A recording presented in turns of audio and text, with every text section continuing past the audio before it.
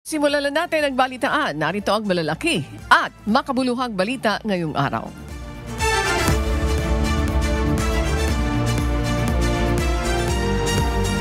Iniutos ni Pangulong Ferdinand Marcos Jr. sa Department of Social Welfare and Development o DSWD ang walang patid na pagbibigay ng tulong sa mga naapektuhan ng Bagyong Uwan ayon kay Palace Press Officer Yusek Claire Castro. Kahapon, nagpatawag si Pangulong Marcos Jr. ng situational briefing kasama ang ilang miyembro ng gabinete sa Presidential Security Command Operations Center. Tinalakay sa pulong ng Pangulo ang naging pagtugon ng pamahalaan sa Super Typhoon Uwan. Ipinag-utos rin ni PBBM sa Department of Health o DOH na siguruhing mayroong mga medical teams sa lahat ng evacuation centers upang mabantayan ang kalusugan ng mga evacuees. Ayon kay Yusek Castro, agad na pinasisimula ng Pangulo sa Department of Public Works and Highways o DPWH ang rehabilitation efforts kasunod ng iniwang pinsala ng magkakasunod na bagyo. Agad na pinasimulan din ng Pangulo sa Department of Public Works and Highways o DPWH sa pangunguna ni Secretary Vince Dizon ang rehabilitation efforts sa mga nasirang kalsada upang hindi maantala ang pagpapadala ng tulong sa anumang panig ng bansa. Hataw Balita ngayon! Iniwala ang Malacanang na kailangang imbestigahan ang naiulat na pag-alis sa bansa ng ilang opisyal ng gobyerno sa gitna ng kautusan ng Department of the Interior and Local Government o DILG na foreign travel ban. Inilabas ng DILG ang kautusan na ito dahil na rin sa iniwang pinsala ng Bagyong Tino at banta ng Super Typhoon Uwan upang matiyak ang mabilis na pagtulong ng pamahalaan. Ayon kay Palace Press Officer Yusek Claire Castro, kailangan muna itong imbestigahan kung may nalabag ang mga umalis na local officials.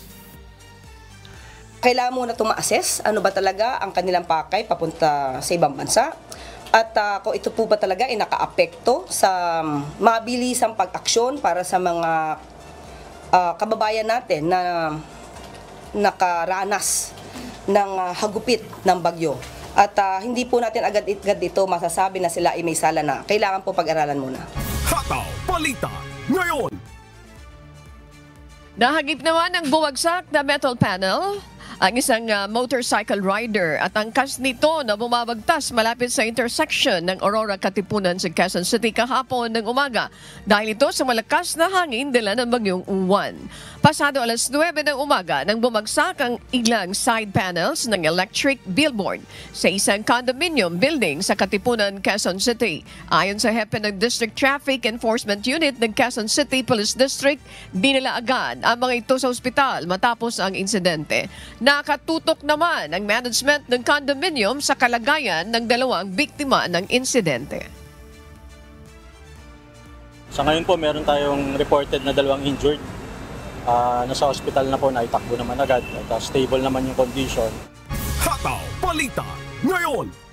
Agad ipinagutos ni Manila City Mayor Isko Moreno Domagoso kahapon na linisin ang kalat o basura gayon din ang mga bumagsak na puno sa iba't ibang lugar na iniwan ng Bagyong Uwan.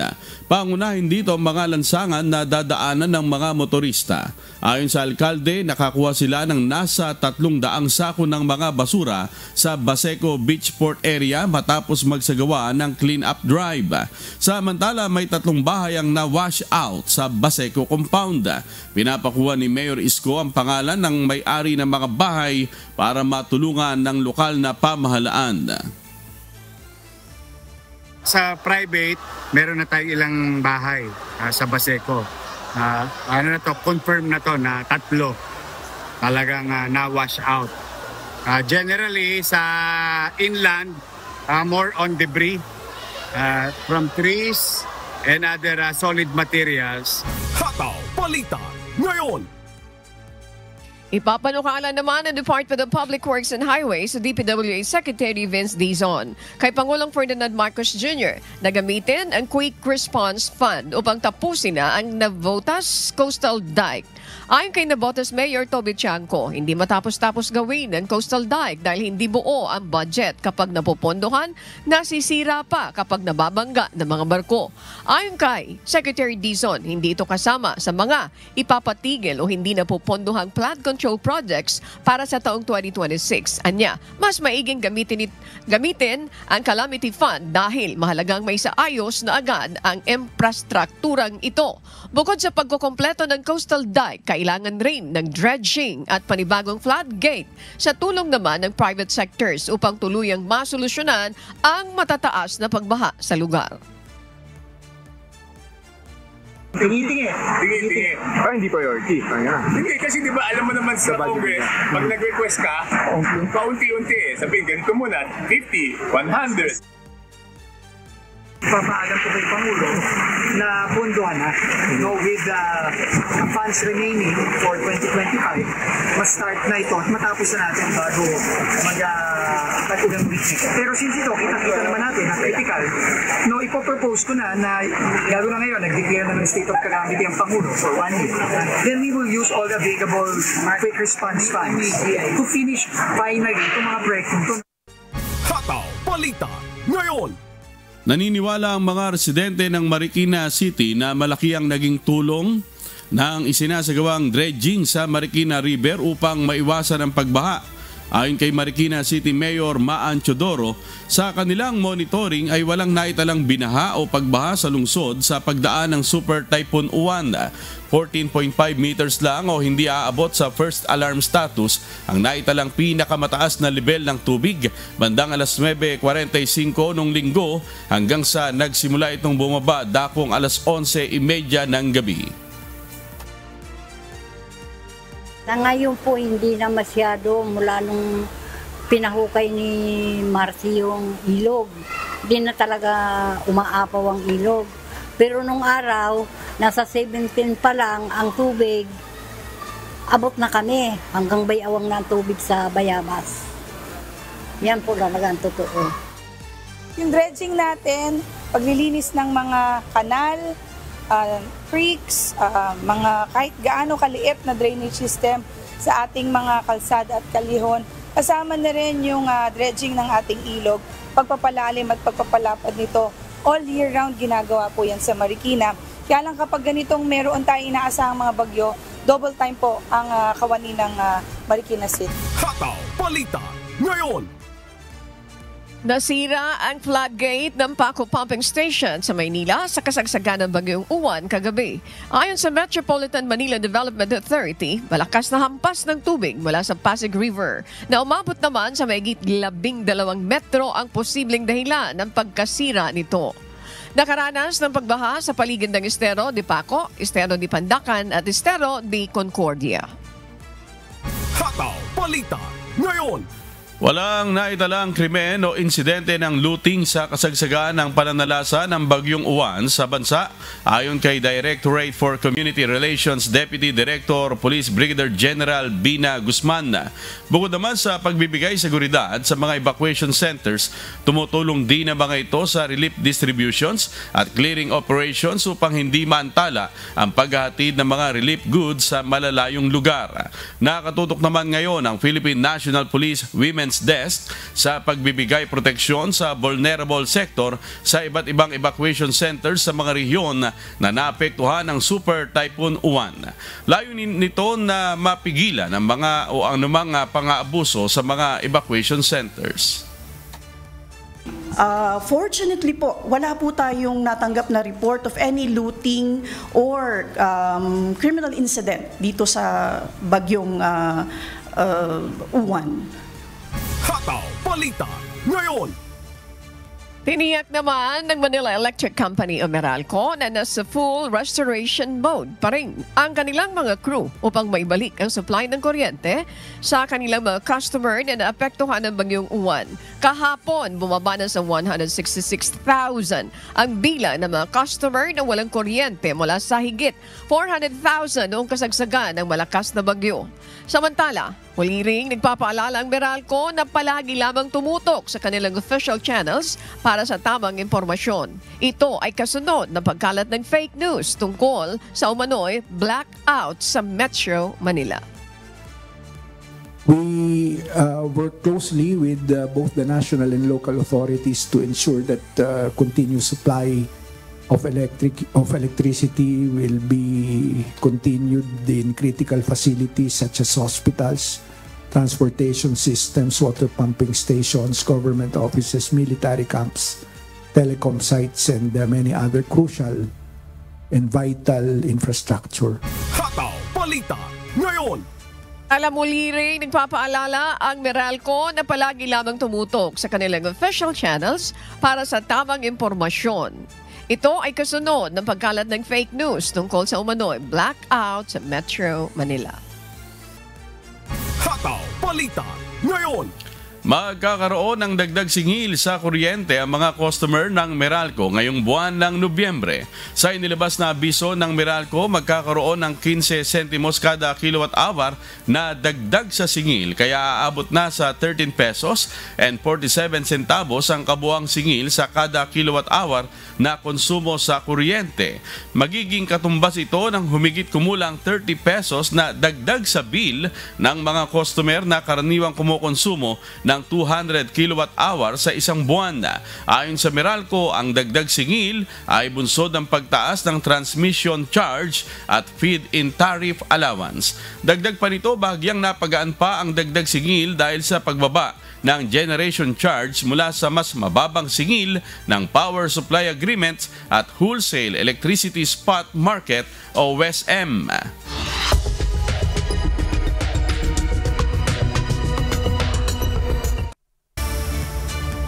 Yes, magandang umaga sa iyo, Sherwin, at Ani at sa ating mga kasangbahay. Gumawa na ng malaking hakbang ang Senado sa Estados Unidos upang wakasan na ang pinakamahabang government shutdown na naranasan sa kasaysayan ng bansa. Halos hindi pa rin nagkaroon ng kompromiso ang dalawang partido, ngunit naharap sa matinding pagtutol sa House ang naturang kasunduan. Ito ang humahataw na balita ni Cres Fugaban. Matapos ang 40 araw na federal government shutdown, nagbotohan na ang mga senador sa Estados Unidos upang makausad sa isang temporary funding bill para sa muling pagbubukas ng mga ahensya ng gobyerno hanggang January 30, 2026. Sa inaprobahang panukalang batas, ibabalik ang mga natanggal na federal workers at tiniyak ang kanilang back pay at pinipigilan ang pag-layoff pa ng mga worker. Gayunpaman, hindi kasama sa inaprubahang kasunduan ang healthcare subsidies sa ilalim ng Affordable Care Act na pangunahing kahilingan ng Democrats, kaya naman nagdulot ito ng pag-iinit sa party leaders. Nagbabala naman ang mga Democrats na tataas ang premiums kapag nawala ang credits. At bagaman may pangakong magkakaroon ng hiwalay na botohan sa December, sinabi ni Speaker Mike Johnson na hindi niya ito ipapasa. Cres Fugaban na humahataw sa balita ngayon.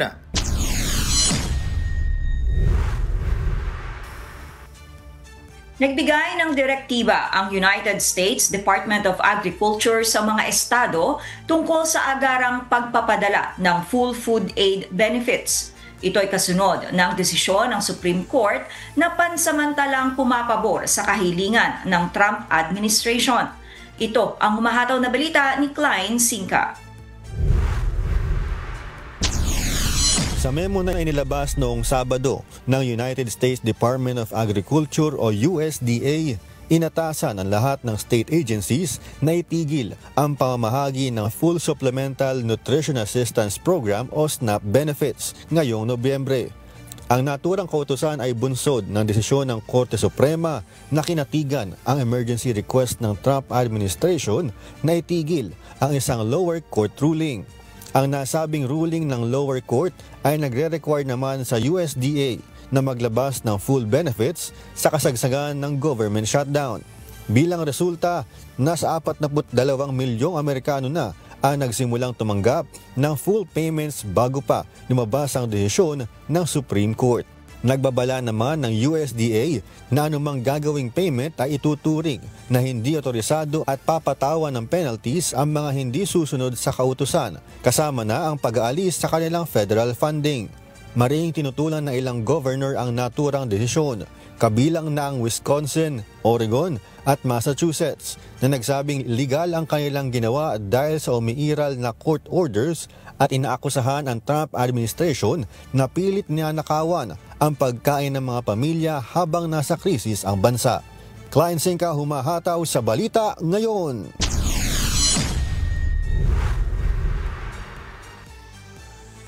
Nagbabala ang ilang Pacific Civil Society groups sa New Zealand hinggil sa lumalalang militarisasyon at mining pressure sa Pacific Ocean. Ito ang humahataw na balita ni Early Briones. Nagpahayag ng pagkabahala ang ilang Pacific Civil Society groups tungkol sa tumataas na militarisasyon at mining pressure sa karagatang Pasipiko. Ayon kay Maureen Penjoli, kinatawan ng Development Alternatives with Women for a New Era o DAWN, nagiging hyper-militarized ang karagatang Pasipiko o pinuputuriyang gamitin para sa layuning militar. Dagdag pa ni Penjuli na ginagamit umano ang mga critical minerals mula sa lupa at dagat sa paggawa ng mga kagamitang pandigma tulad ng mga tangke, missiles, fighter aircraft at mga submarine. Dahil dito dumarami na ang mga bansang nananawagan ng moratorium o pansamantalang paghinto ng deep sea mining sa Pacific Ocean, kung saan umabot na ito sa 40 bansa. Subalit meron pa rin ibang bansa na sumusuporta sa pagmimina sa karagatang Pasipiko. Binatikos naman ng ilang mga eksperto ang pagpapalabas ng treated nuclear wastewater sa naturang karagatan. Ito umano ay isang paglabag sa international law at banta sa karapatang pantao ng mga taga-Pasipiko. Umaasa ang marami na sa nalalapit na pagpapatupad ng High Seas Treaty sa January 2026 ay mapoprotektahan ng karagatan sa labis na pang-aabuso sa likas na yaman nito. Early Briones, humahataw sa Balita Ngayon.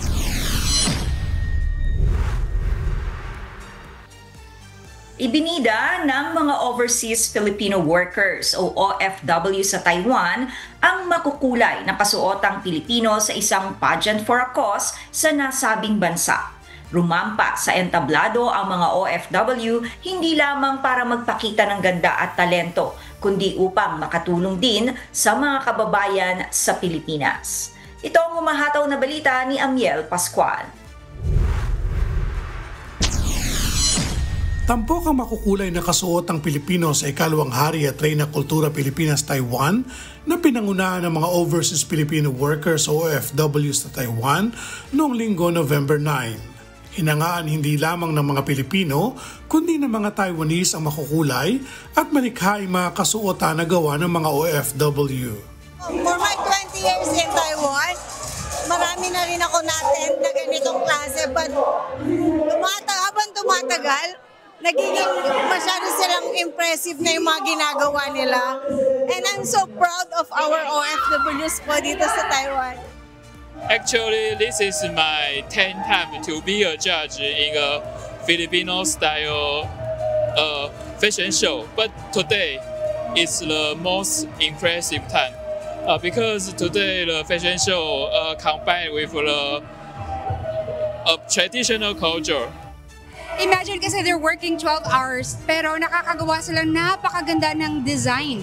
So yan yung para sa akin nakakamangha, especially to our Taiwanese guests. They will see the creativity of the Filipino people. Ayon sa ilang kababayan nating lumahok, malaking bagay para sa kanila ang pagsali sa ganitong uri ng patimpalak upang mapabuti ang kanilang sarili at malibang sa gitna ng lungkot bunga ng pangingibang bayan. Para din tulong ko yung sarili ko sa pagiging stage fright kasi hindi ako sanay sa tumingin sa maraming mga tao. Pero marami akong activity pero mas gusto kong i-improve yung self ko, i-boost yung esteem ko para mas magkaroon ako ng mga maraming opportunity. Para may kayat ko din yung mga katulad kong kabataan na pwede silang sumali sa mga ganitong patipalak para ma-enhance nila yung confidence nila, para mawala din sa kanila yung pagkahiyain nila.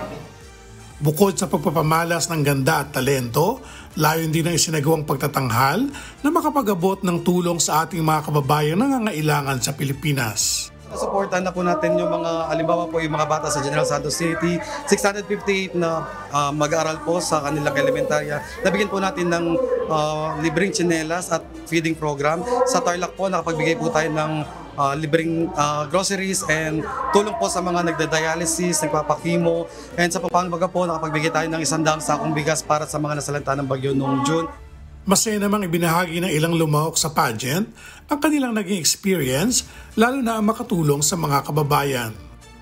Sobrang sarap po, nakakatawa po talaga kasi yung hindi nyo po lubos maisip na yung charity na yun is makakatulong sa atin lalo na sa mga nangangailangan. Masaya po, very fulfilling dahil minsan lang to sa ating buhay. Sa pagtatapos ng pageant, itinanghal na grand winners na Warren Castillo at Jeneline Bugarin bilang Hari at Reyna Kultura Pilipinas-Taiwan 2025. Amiel Pascual, humahataw sa balita ngayon.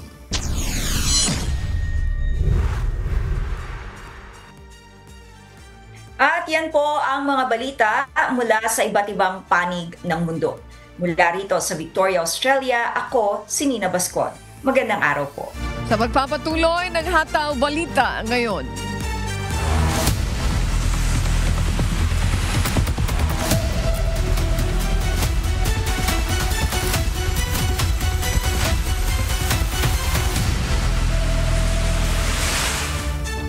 Iniulat ng Philippine Ports Authority o PPA na as of 6 p.m. nasa halos 1,300 na mga pasahero ang stranded kahapon sa mga pantalan bunsod ng epekto ng Super Typhoon Uwan. Pinakamaraming stranded sa Batangas Port, Bicol at sa Misamis Occidental o Ozamis. Namamahagi naman ng mga ready-to-eat food packs ang mga tauhan ng Social Welfare and Development o DSWD sa mga stranded na pasahero. Tinitiyak ng PPA na hindi magugutom ang mga stranded na pasahero at mayroon silang maayos na mga lugar sa pantalan. Hataw Balita ngayon. Nasa 6.4 million pesos na halaga naman ang humanitarian assistance ang naipamahagi ng Department of Social Welfare and Development o DSWD sa mga naapektuhan ng Super Typhoon Uwan. Binubuo ito ng mga family food packs at non-food items na nauna nang naipreposisyon ng ahensya bago pa man manalasa ang malakas na bagyo. Ayon sa DSWD, may sapat pa namang mga family food packs na maipamamahagi kung mangangailangan ng local government units. Sa ngayon, dinoble na ng DSWD ang sinasagawang repacking upang agad mapalitan ang mga food items na inihahatin sa mga nasalanta. Hataw Balita ngayon. Nagdulot ng matinding pagbaha, landslide at kawalan ng kuryente sa ilang lugar sa lalawigan ng Cordillera ang pananalasa ng bagyong Uwan sa Hilagang Luzon. Itong umahataw na balita ni Grace Doctolero. Base sa huling ulat ng PNP Tanuda, nananatiling mataas ang tubig sa paligid ng Dakalan Elementary School at Barais Footbridge. Makikita sa mga video at larawan na lubog sa baha ang mga palayan sa paligid ng paaralan. Delikado pa rin ang pagtawid sa mga tulay kabilang na ang Gimoyo Gapo, Mangyong, Mapaglunas Bridges sa Dakalan at ang Agacan Sur Hanging Bridge. Sarado ang ilang bahagi ng Tabuk Banawi National Road at Banagaw Sitio Bail sa Barangay Poblasyon dahil sa landslide at malakas na agos ng tubig. Sa Samuki Bontoc Mountain Province, nagsagawa ng paglilinis ang mga residente ng Sitio Sadlan, Kefa at Tuchi matapos lumubog sa putik ang kanilang lugar. Ginamit nila ang pala at timba para maibsan ang bara sa mga kanal. Ayon sa RDRRMC CAR, nagpapatuloy ang heightened alert at monitoring sa buong rehiyon. Humigit kumulang 470 pamilya o 1,676 individual ang naapektuhan sa 47 barangay sa Apayao, Benguet, Ifugao at Kalinga dahil sa preemptive evacuation. May mga pangunahing daan sa Cordillera na sarado o hindi matawid dahil sa landslide at malakas na agos ng tubig. Kabilang ang Kalinga-Abra Boundary Road, Bisong Balbalan Kalinga at Abatan Mankayan Cervantes Road, pabiling Mangkayang Benguet. Samantala, ayon kay Beneco General Manager Melchor Licubin, wala pang supply mula sa NGCP kaya't hindi pa ma-energize ang mga linya at substations. Tiniyak naman niya na ibabalik agad ang kuryente kapag ligtas na ang mga linya at may supply na mula sa NGCP. Ayon sa Pag-asa, inaasahan ang hanggang 200 mm o higit pa na ulan sa loob ng 24 oras sa ilang bahagi ng Cordillera. Patuloy ang monitoring ng mga lokal na otoridad para sa posibleng karagdagang landslide at pagbaha at pinaalalahanan ang publiko na umiwas sa mga ilog, tulay at mababang lugar na may tumataas na tubig. Patuloy ang rescue, relief at monitoring operations sa buong Cordillera. Hinihikayat ang publiko na manatiling alerto at sumunod sa abiso ng LGU upang maiwasan ang aksidente o karagdagang pinsala. Grace Doctolero, humahataw sa Balita Ngayon.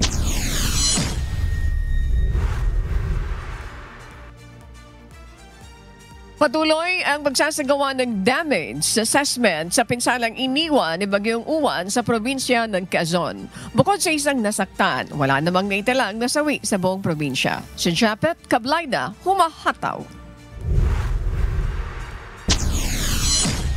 Nagsasagawa na ng Rapid Damage Assessment ang Provincial Disaster Risk Reduction and Management Council o PDRRMC ng Quezon. Sa inisyal na pagtaya ng PDRRMO Quezon, bukod sa sektor ng agrikultura at infrastruktura, pinakamatinding naapektuhan ng bagyo ang mga bahay na gawa sa light materials at mga bangka sa ilang bahagi ng probinsya.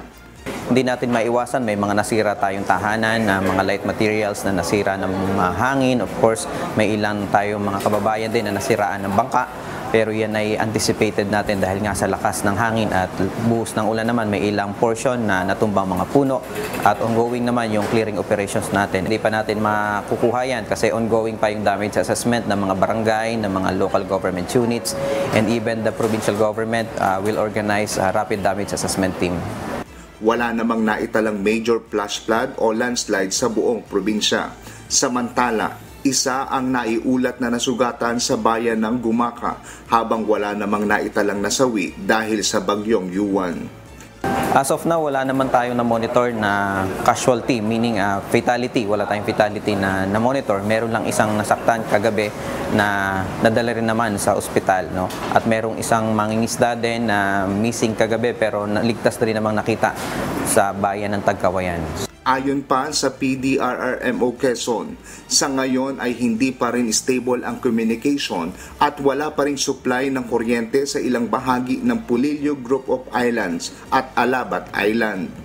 Ayon sa Department of Social Welfare and Development Office ng Quezon, hindi bababa sa 180,000 individuals ang apektado ng bagyo. Patuloy ang relief operation ng lokal na pamahalaan para sa mga naapektuhan ng bagyong Uwan. Japet Cablayda, humahataw sa Balita Ngayon. Wala pang tiyak na panahon ang First Catanduanes Electric Cooperative o PISELCO kung kailan tuluyang may babalik ang supply ng kuryente matapos masira ang ilang linya dahil sa bagyong Uwan. Kasabay nito, nagpapatuloy naman ang kanilang damage assessment sa buong probinsya. Si Dan Hersalia, humahataw. Hindi pa tiyak ng First Catanduanes Electric Cooperative o PISELCO kung gaano katagal ang gagawin nilang pag-aayos ng mga nasirang linya ng kuryente dahil sa bagyong Uwan. Ito'y dahil wala pa silang natatanggap na ulat mula sa ibang munisipyo kaugnay sa naging pinsala ng bagyong Uwan sa mga linya ng kuryente sa hilagang bahagi ng Catanduanes. Masasabi kong ilang weeks o isang linggo o ilang days yan bago natin ma-restore. Kasi as of now, wala pa kaming balita sa Norte. When we say Norte, yung munisipyo sa ibang lugar like Tiga pa yung Manok, yung Pandan at Karamuran, hindi natin alam kasi isolated pa rin sila. Yung mga daanan leading doon sa mga nasabi mga munisipyo, unpassable pa hanggang ngayon. Ilang poste at distribution line ang nasira dahil sa mga sangang bumagsak bunsod ng malakas na hangin at ulang dala ng bagyong Uwan. Base sa ulat ng Department of Energy, umabot sa halos 2.9 milyong consumers sa Luzon ang naputulan ng kuryente dahil sa bagyo, kabilang na ang mga sakop ng Fiselco. Bilang tugon, nagpadala ng karagdagang technical teams mula sa iba't ibang electric cooperative sa Bicol Region sa ilalim ng Task Force Kapatid upang matulungan ang Fiselco sa rehabilitation works. Isinagawa rin ang temporary shutdown sa Codon Substation upang maisagawa ang pagkukumpuni sa mga napinsalang linya at maiwasan ang posibleng sparks o short circuit habang tumutulong ang mga line crews sa pagpapanumbalik ng supply. Patuloy naman ang pagmumonitor ng Fiselco at ng PDRRMO sa sitwasyon habang pinag-iingat ang mga residente sa paggamit ng generator at mga electrical device sa panahong wala pang kuryente. Samantala, kahapon ay naibalik na ang kuryente sa poblasyon Verac at ilang kalapit na barangay. Patuloy naman ang isinasagawang damage assessment sa buong Catanduanes. Dan Hersalia, humahataw sa balita ngayon.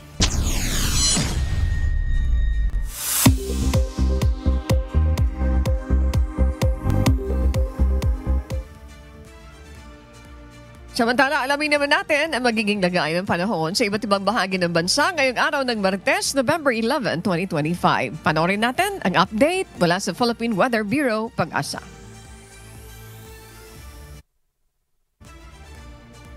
Magandang umaga po sa ating lahat. Update po muna tayo dito sa binabantayan nating bagyong si Uwan mula sa nilabas nating Tropical Cyclone Bulletin kaninang 5 a.m. So itong si Bagyong Uwan ay nakalabas na ng ating Philippine Area of Responsibility kaninang 1:30 a.m. Bagamat nakalabas na ito ng ating PAR, meron pa rin po tayong mga tropical cyclone wind signal na nakataas sa ilang areas natin, kaya pinapangalanan pa rin po natin or tinatawag pa rin po natin siya sa ating local name na Uwan. At inaasahan din naman po natin papasok muli ito ng ating Philippine Area of Responsibility patungo na ng Taiwan. Sa ngayon, nananatili pa rin naman siya sa typhoon category at ito'y huling namataan sa laing 365 kilometers west ng Calayan, Cagayan. May taglay na lakas na hangin na 120 kilometers per hour malapit sa sentro at pagbugso na umaabot ng 150 kilometers per hour.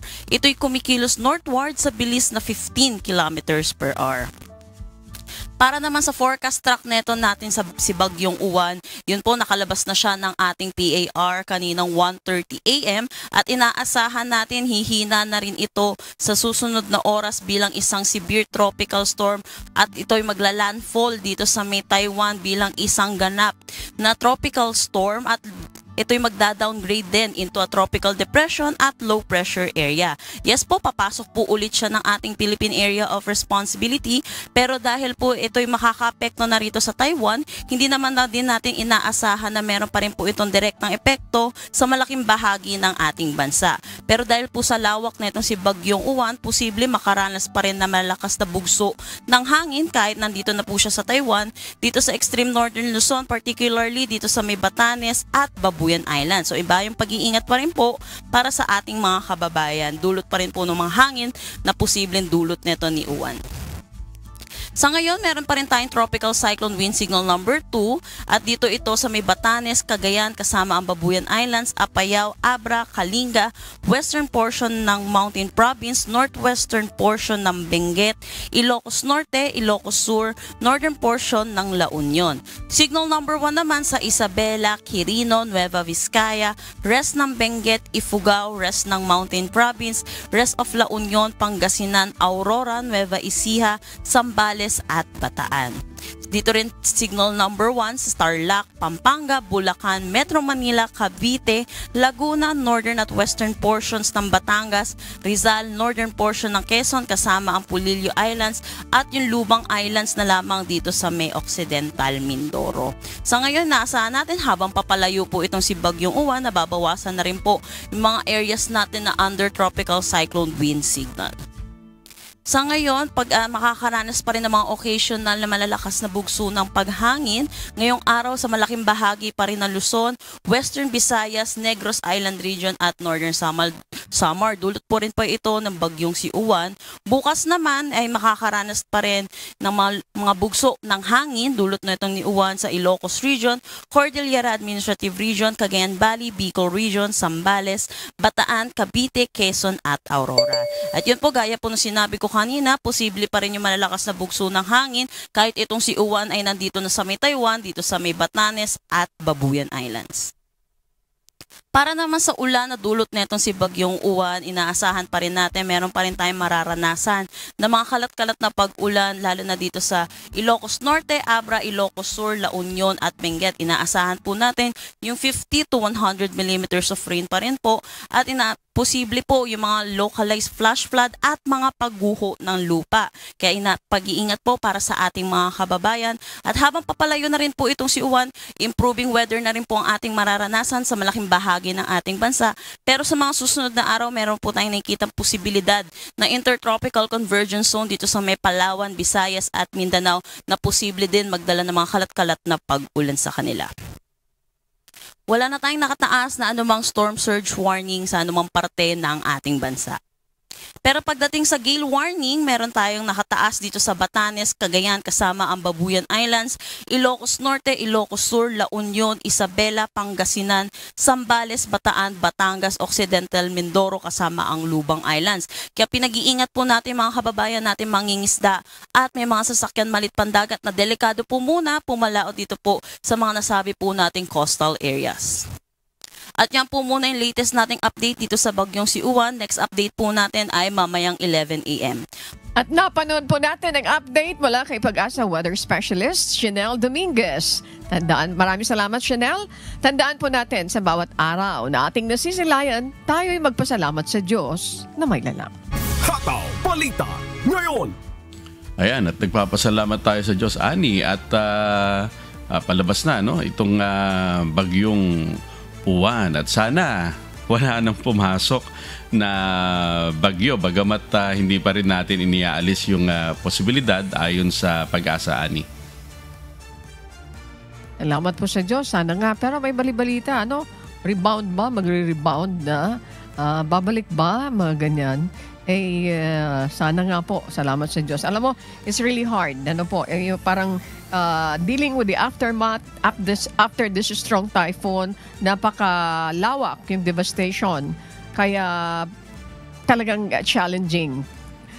Nararapat dito tulong-tulong. Marami pang mga lugar na sinasabi doon sa mga ulat a while ago na isolated pa. May mga lugar na hindi madaanan dahil doon sa mga natumbang mga puno at ganoon din yung mga submerged din doon sa tubig baha.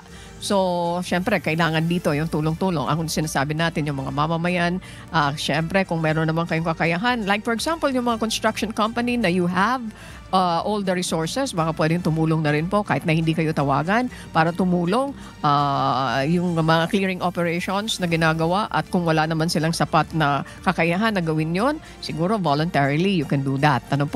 So, again, salamat sa Diyos kasi mayroon mga lugar na kahit na napakatindi nung pagbayo ng bagyo ay zero yung casualty. So meaning to say, makikita natin na kapag nasumunod yung ating mga kababayan na Amigo Sherwin doon sa mga panawagan ng mga evacuation, that's very important para makaiwas doon sa matinding epekto tulad ng pagkawala ng buhay. Okay lang yung ari-arian. Bagamat malungkot, mahirap ma-provide yon, pero yun kahit papano ay pwedeng palitan. Pero yung buhay ng tao ay medyo mahirap. Kaya salamat sa Diyos. Makakakuha pa tayo ng mga dagdag yan, so magantabay lamang po. May mga susunod pa tayong mga programa. So for the meantime, tayo nagpapasalamat. Josa Ibanez, maraming salamat sa iyo. Kasama natin si Alex. Thank you very much. Alex Montesa, kasama si Bernie at saka si Paraon. Maraming salamat. Nandiyan naman sa studio, nariyan si Aljan, kasama si Carl at saka si Ian. Yan. Of course, nariyan si Marvin. Shout out pa rin sa inyo pong lahat. Adet, thank you. And then, Attorney Ruth Soriano, good morning. And of course, kay Miss Raquel Ombalin, BP Joseph, and BPJ, GMJ Eusebio. Ayan, BP Bong. Thank you very much. Kayo naman, habol na. Oo, kasama natin dito ngayon si Jerickson Bunyag at si Christian Lopez. Kaya shoutout din Kay Glenda, sa aking may bahay na ngayon gising na dahil may pasok na ang mga eskwela. Kaya maagang naghahanda para sa aming unika iha na si Elisea. Ayan. At sa aking tita Nene La Pastora at kay Jonah Bunyag na nakasubaybay din po sa atin. And of course, yung pong ating mga masugid na taga-subaybay din mula sa Taiwan. Ayan, sila Elena Yang at si Emma Chikuhara dyan sa Japan.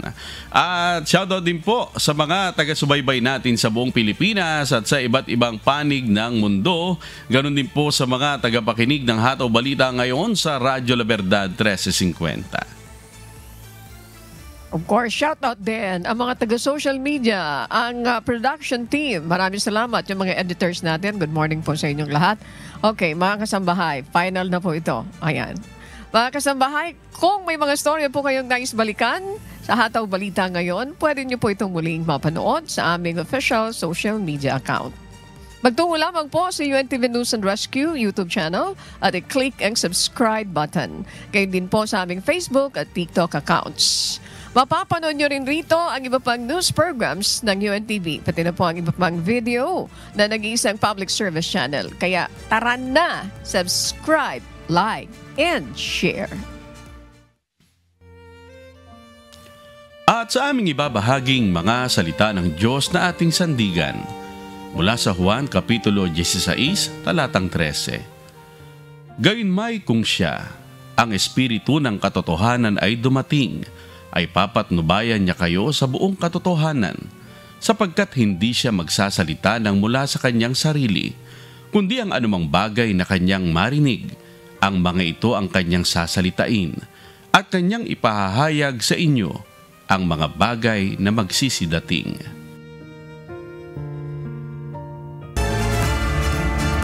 At yan po ang mga humahataw na balita ngayong umaga ng Martes, ika-11 sa buwan ng Nobyembre 2025. Ako po inyong amigo, Sherwin Kulubong. Happy watching, Miss Jackie Aquino. Good morning po. At Terry Lee, good morning. Sa ngalan muli ng lahat ng bumubo ng UNTV News and Rescue, UNTV, Radyo La Verdad 1350 at ang ating mga correspondent mula sa Pilipinas at sa iba't ibang panig ng mundo. Ako naman po, si Annie Rentoy. At dito sa UNTV at UNTV Radyo La Verdad 1350, Diyos ang aming sandigan. Serbisyo publiko ang aming pinahahalagahan. Susunod na po ang Good Morning Kuya. Salamat po sa Diyos at magandang umaga.